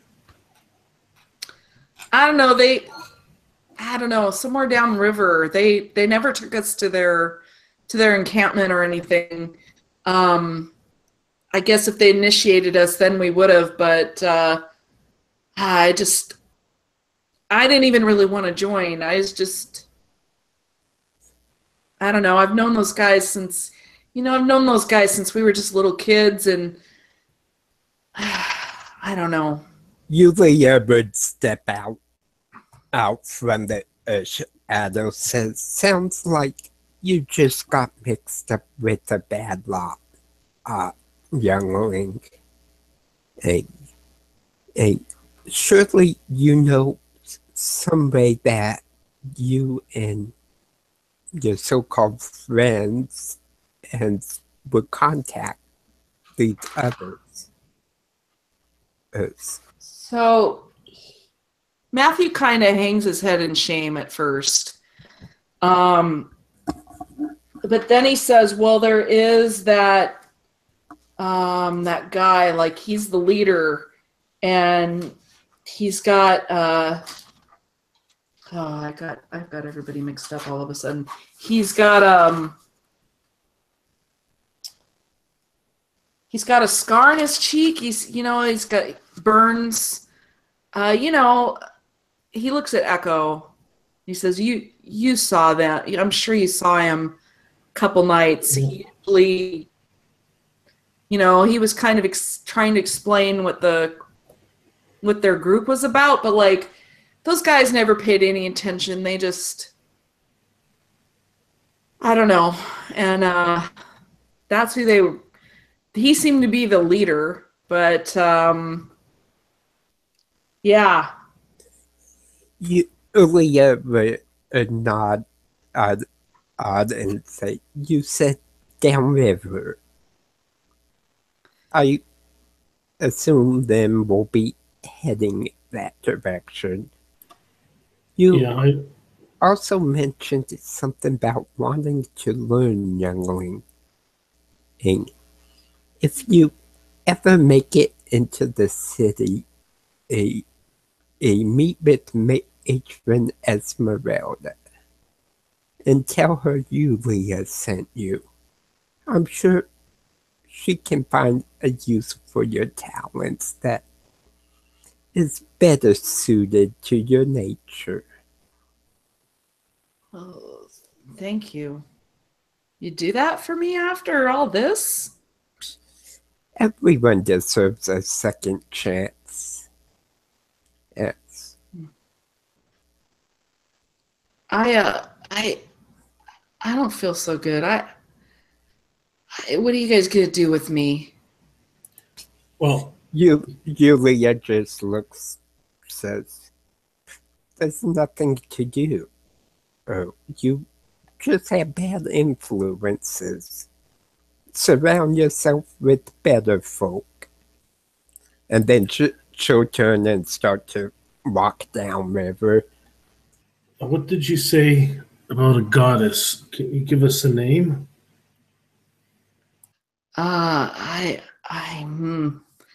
Some old goddess, that I don't know. She's from some volcano or something. Off the coast. I don't remember. A symbol or something? Oh, yeah. There's that weird, like a triangle with a, so he describes the, triangle with the kind of inverted volcano thing on it with smoke coming up. Now with a little bit more information, would I be able to do another check or not yet? Yeah. What do you want to accomplish? Another history check to see if, or I could do a religion and see if it rings a bell now that I have a little bit more information about the volcano or so. Yeah. You can do another check. History or religion? History or religion, whichever's. 19 on history. Okay. So you recall that there was a goddess that was very popular several thousand years ago, and there were little groups cropping up all over that worshipped her and performed human sacrifices and the typical virgins and that sort of thing. And about that same time, there was this royal family in a town, and I'm sorry, I don't have that handy. I didn't expect to get this far. In a royal, a castle, a kingdom, and there was some scandal, and there were a lot of people that believed that the queen was somehow wrapped up in the dark arts of this cult. And there were those who said that wasn't true, but there was some sort of a weird triangle between her husband, the king, and his right-hand man, a major knight. And at one point, this volcano off the coast blew, and it took out this city. Interestingly enough, just as the the factions of the city decided to take the king out for his indiscretions with this, he took the three of them out. They took the three of them out. They executed the king and his right-hand man, and they exiled the queen. And the queen was exiled to that very island with that volcano on it. And it happened to explode shortly after the executions, the day of the executions, within just moments of the beheadings. And the entire city was covered in ash and whatnot from this volcano. So that's what you remember at this point. So as it comes back to me, the symbol I didn't recognize, but as soon as it said the volcano, and then that's when the triangle and the volcano, it all clicked in, and it said, I'm up for continuing on, but you, back to town, go to the inn, and you're going to make it up to them. Of course. I never wished any such a horrible thing on them. Right now, I'm going. And he just scrambles off. I feel like Rufus would kind of like clasp him on the shoulder right before he turns away to leave. Kind of looks at him, looks down at him, square in the eyes, is like, you're a good kid. Don't, make me proud, is what he would say, Rufus, to this Matthew kid. I promise, I will never do anything like this again, and I will only use my magic for good. I think books out of there. Julia, at this point, being a little bit away from him, would have stopped, often thought for a second, well, if he does go to the city, he'll need some proof. So she'll pull out the canvas she's been working on, which has her little signature mark on it. And then she'll turn around, walk back to Matthew, hand this to him, says, keep that safe. That will show Esmeralda that I sent you. Oh. And then she'll look at Echo, and Rufus says, I think we have bigger problems to worry about. We should make haste. Yeah, I agree with you on that one too. Rufus does say, kind of chiding in the fact that, everything that you've said he agrees with, and everything that he says you've agreed with so far, even though there's a situational irony there. He's like, yeah, I agree with you. Let's head out. All right, and that is where we will end this adventure. Our heroes go off to track down the lair of this group. Awesome. Thanks, guys. Very well done, thank you so much. I got so much further than I thought we'd get in this amount of time. It's, so much fun playing Yuria. I actually didn't expect playing a serial killer would be so much fun. It's a really neat experience playing someone that, has a bunch of different sides. Yeah. One of the things I had mentioned to Chris, because she's Yulia's lawful evil, but I've had the experience as a player where I played a neutral evil character, and it took the group 6 months to figure out I was working with the guys that they were at. My first one of my first evil characters was in at a convention pre-gen. I was lawful evil. Everyone else was good, including a paladin and a cleric, both lawful good. I was a sorcerer with some fighter levels, and for some reason, the only magic item I had was a robe of eyes, and I had no familiar, so I had to go. I went to go get one at the beginning, come back into where we were having our meeting, and they warded the place against evil. They were like detect evil, and as soon as I walked in, they cast hold person on me, and they made me. They wanted me to swear that I wouldn't hurt them in this mission, and it was the king. Secretly, the king hiring us, so I swore allegiance to the king's mission, which I was totally on board with. And then one of the items we had to collect was a scarf. So a door opens, there's undead, the cleric and the paladin are fighting over each other, trying to kill, the undead. I'm just standing at the back, robe of eyes, I can see our item. Mage hand, it's a scarf, pull the scarf out, wrap it around my neck, and just sat down and watched them fight. Nice. It's like, well, I don't need to fight. I'm doing what I was told. Yeah, and this is usually does have a nice side. Her evil pretty much comes from society standards versus her art. Is Blood's her medium? Yeah, pretty much.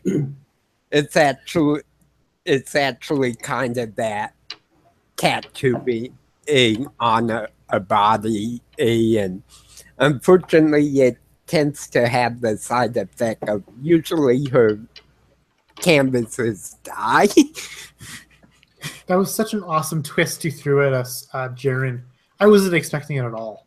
And it was just like, she's a painter, and, she's, something about her is little, we don't expect from her when she has this rapier and really good at combat. And then you just pull out this little thin knife. I'm like, oh my gosh, that's so spooky.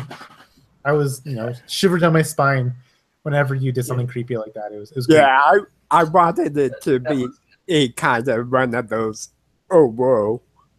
Although I had kind of expected you guys to actually walk in while I was torturing him.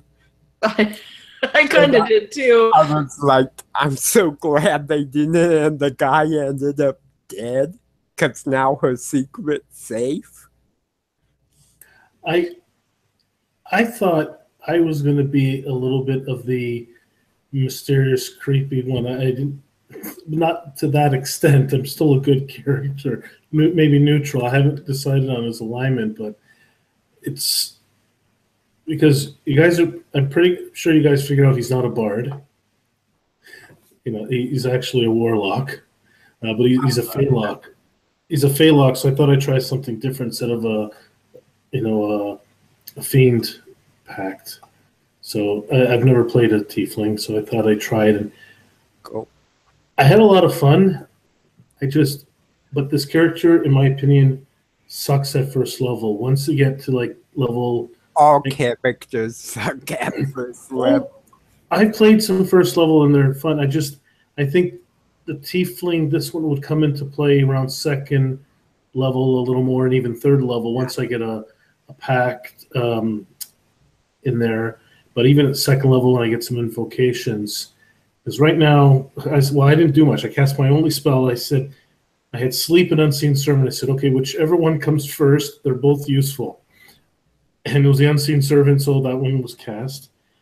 And yeah, I didn't get a chance to show off my only magic. You have magic? I'm a high elf. They get one. Oh, right. Which I one have did you take? I took Eldritch Blast, which I renamed Boxing Glove, and Poison Spray, which I didn't actually describe. He has the flower on there. I keep forgetting to describe it. And then that was like a flower spray, so like a Joker type thing. And those are his attacks. So Poison Spray was like a reach weapon because it's a con save, so 10 feet, up to 10 feet, and then the Eldritch Blast was his ranged attack. That's super cool. I have to say I really loved how Yulia's artwork played into the cult. I didn't see that coming, and I was kind of like, oh wait, what? No, what? But oh yeah, she had to try to cover it up as soon as it was discovered what she did. And I don't think anyone is going to question it.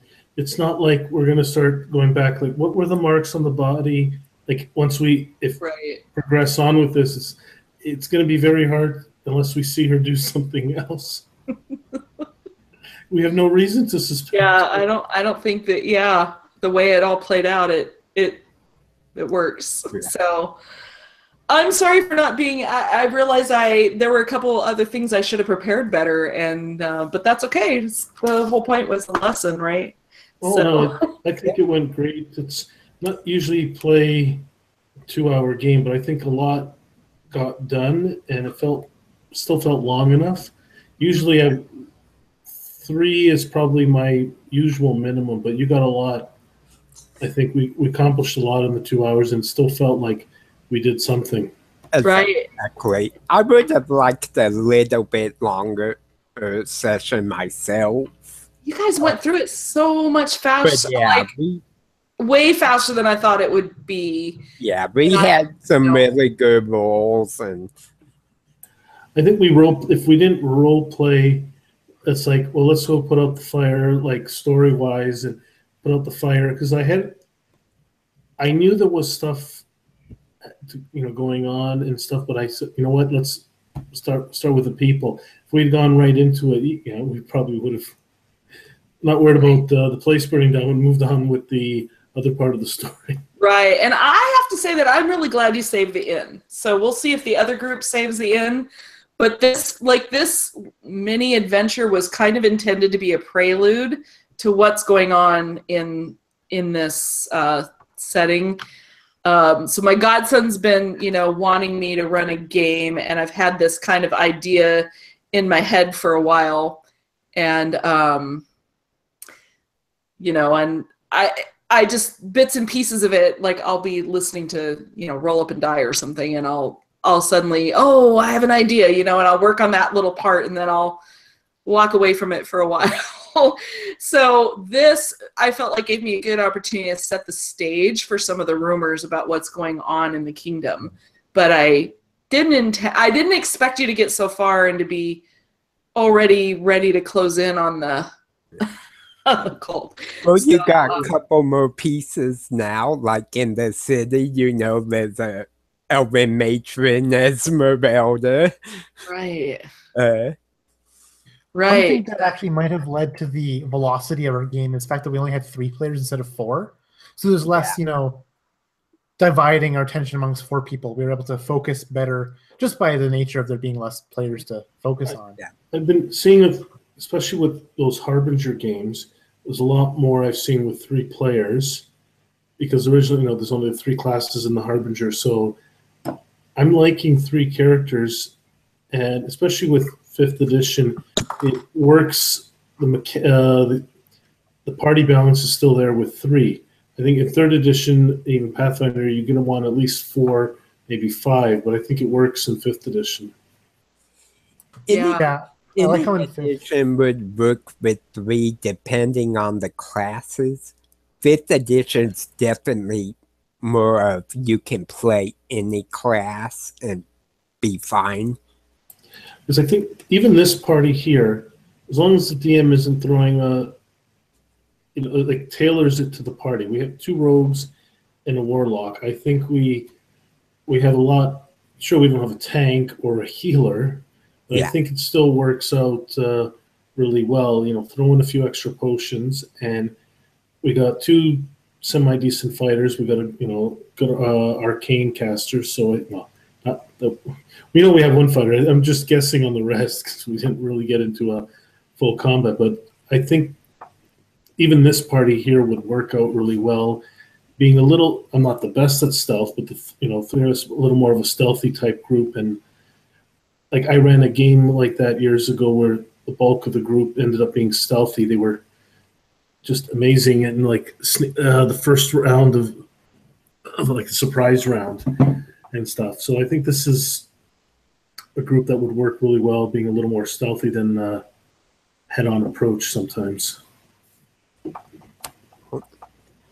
Well, I definitely think it was pretty good for a half shot. One of the things I did find a little awkward, but when Chris was describing things, was saying like the camera pans out. Most of the DMs I sit under they'll use it in the narration, but they won't do it from the aspect of like a camera. Yeah. There'd be like an object, like you follow a feather, a spiral, and downwards. Ooh, I like that idea. What I do often is having a crow fly over Ooh. a scene, or if it looks, or what I do in one of my games, I have this crow. The crow is very symbolic in the game that I play in. I have it perched in a tree, looking at the players, and it kind of scans as they walk across, this trail through the forest. And like that's how I kind of begin the scene, right? It was like through the crow's eyes. Yeah, things like that's rhyme. Can I steal that? Totally. I love that. Yeah. I was trying to figure out how to, like, I've heard it in other games described as like a camera or like a cinematic, as if you were watching a movie. And so that's where I borrowed it from. But it did kind of bother me to use that because I felt like that's... It works, I guess, like in the Star Wars games and stuff like that, because it's a little more cinematic, movie-ish.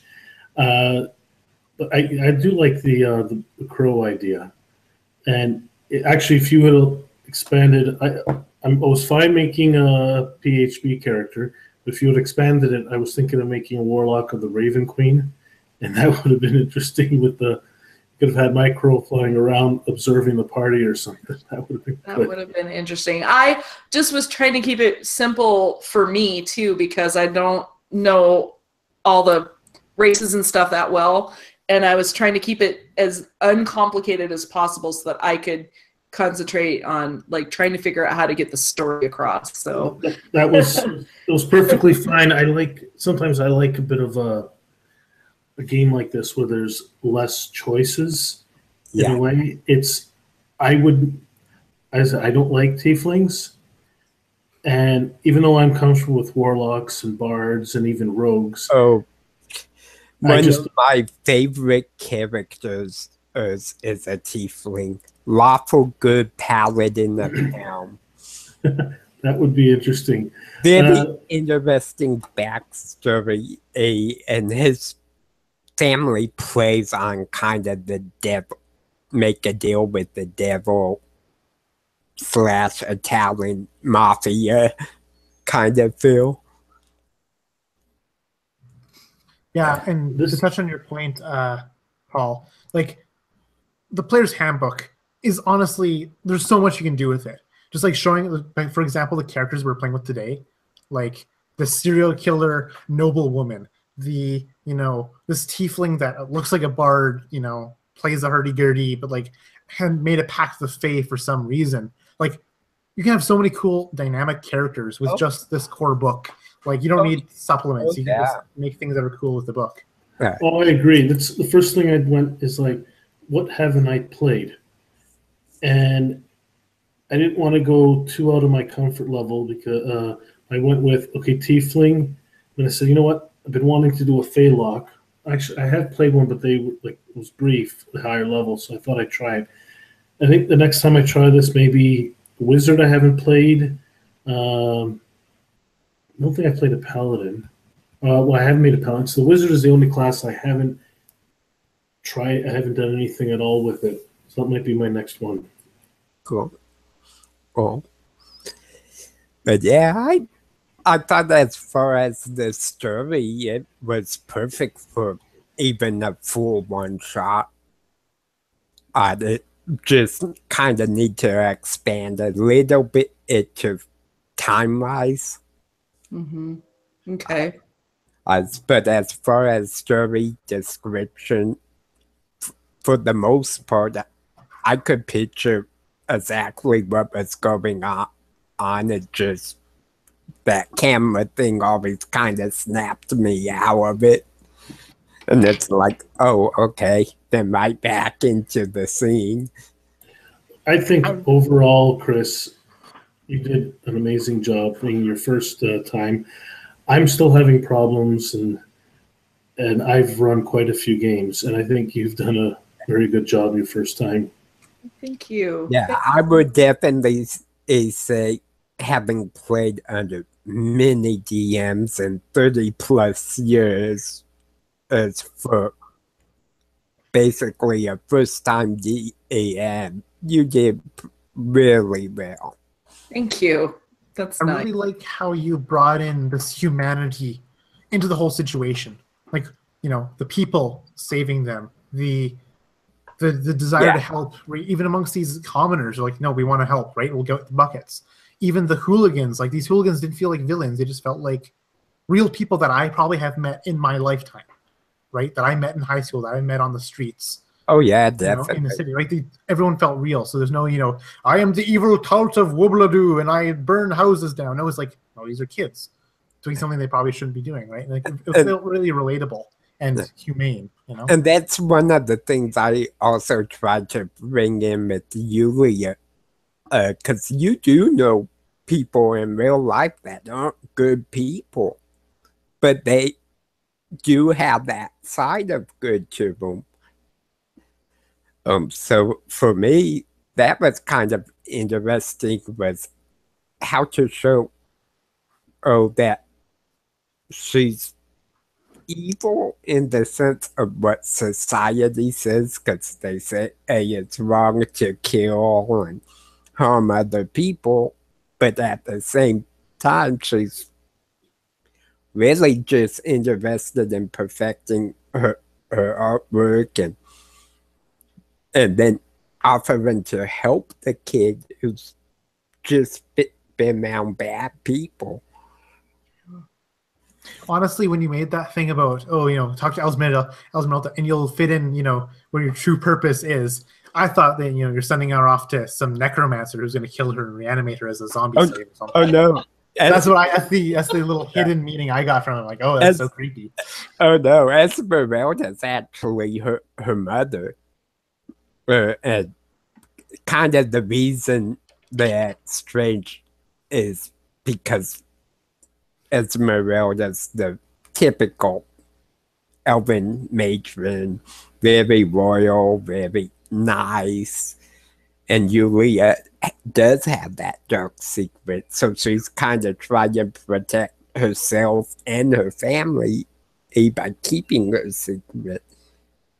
But at the same time, it's like she cares about her family, but she can't be around them because if her secret's found out, it could lead to trouble. Yeah, this is very cool. I do have to get to bed here soon. Yeah, However, I need to go have some dinner. Thank you so much, everybody. I appreciate your input, and I'm really thankful that you were willing to play. It was awesome to play with people that I know enough to feel like kind of comfortable in the first place. It kind of helped with that nervous edge.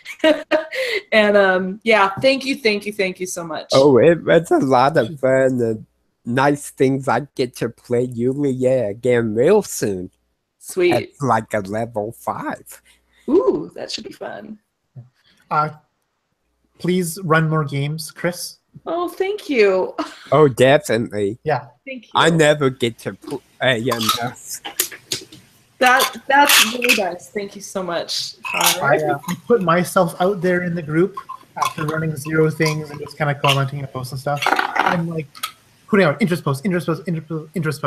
And at first I was scared, like, that no one would like it and no one would comment. Like, no, people just flood with interest. Like, it's really heartwarming. Cool. How much people comment on your posts. Even though I'm a nobody, right? Like, right. It was amazing when I started it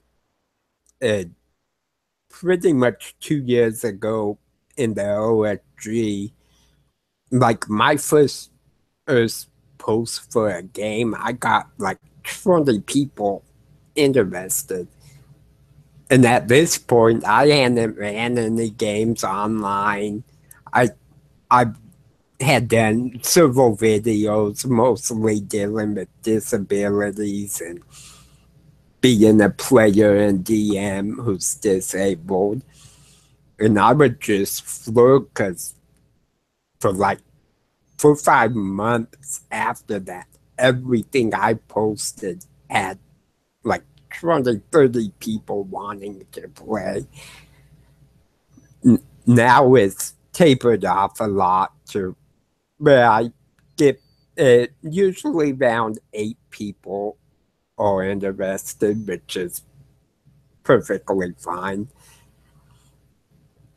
And then I have my regular players and all Yeah, that. I was really pleased with the response to the second go, because that first one I think was just too close to the 4th of July, and everybody had stuff going on. And At con. Yeah, Yeah, like I was I- prepping for AtCon. I'm like, hey, like I don't have the time off for work because I booked it for AtCon, and it just happens to be this holiday weekend, and we're doing stuff with family. It was just kind of a poor timing. yeah, it was just really bad timing. So it was really The second nice time, to have such a good response when we I had tried. like 20 people show up. Yeah, Yeah, You can't let sometimes a setback like that. I've had games I get no interest in. Other Yeah. times I get interest and people don't show up. I had a game where I had 3 people interested. I was going to run anyway. Nobody showed up, and even one of the players was I don't see him much these days, but he he ran a lot and played a lot of games. He just had, for some reason, he didn't get a notification. He didn't show up, and I'm like, why isn't anybody showing up to my game? But I think it's all about timing, and sometimes it's a bit of luck. Like, it can't all be, the app tab guys who post and the game is full within seconds. right. So, I'm really excited to see now that we're having so many systems being offered, and that's like I'm a little frustrated because I keep seeing them, but they're always at a time that I can't jump in, or it's Matt or somebody there's so much stuff, there's so many responses that I'm just like I'm not even gonna respond. I'll get in on somebody else's. you should still respond, because a lot of those guys, they'll add someone who they haven't played with before. Yeah. And I've gotten in a few games here and there that I didn't think I would ever get into. Like, I'm supposed to be in one of Jacob Norman's games, but Cool. yeah, Jake's games, but it's I don't know if he stopped running them or not. He was doing the one that a month or something of his play test. Oh yeah. I think we're gonna see some more from him. Yeah. Like I said, it's different. You don't know, because sometimes a lot of them are doing what Jake and Drake set up, that thing, Call to Adventure. So Right. you get to meet new people, and sometimes you think, oh, I'm not going to get into one of their games. But they're going to say, you know what? We haven't played with Chris. We've seen her a while. Let's add her to the game. I will say, like, Drake and me have always made it a point to have at least one spot saved for someone we've never played with. Yeah. I think Even that's though good. we don't always use that spot. Yeah.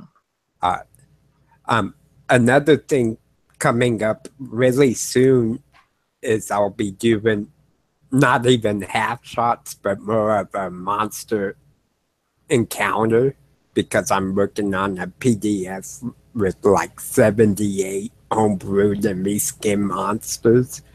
So we'll have a ton of playtests coming up for those. So and I'm hoping to offer Deadlands here maybe I'm hoping by fall at least. So I'm getting there. So I have to figure out how that's gonna work. But I'd be interested. I don't know. I don't think I haven't played. I don't know anything about it, but I'd be interested. I've never played it, but I've like heard so many good things about it, and how can you go wrong? Spaghetti Western meets horror with a little steampunk. Which You know what? That description there, that's what I've been trying to get into. Tyler Hurst's games.